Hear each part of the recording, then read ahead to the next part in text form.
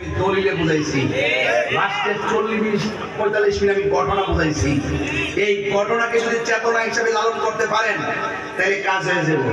আল্লাহর রাস্তায় ঠেলাঠেলি বন্ধ করেন, গাড়ি টুল করে যখন ফিলিস্তিন যায় বহুত চাহিদা কম করছেন না, জ্বালাই আমাকে লড়েছেন, গাড়ি পর্যন্ত বাঁধছেন, কাহিনী কিন্তু মাঠ থেকে পলায়ন করে নাই।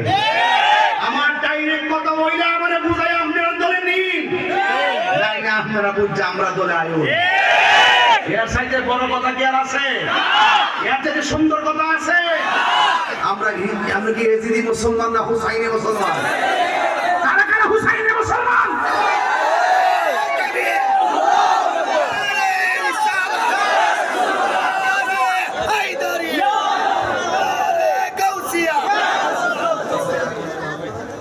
আলহামদুলিল্লাহ, আরো আলহামদুলিল্লাহ।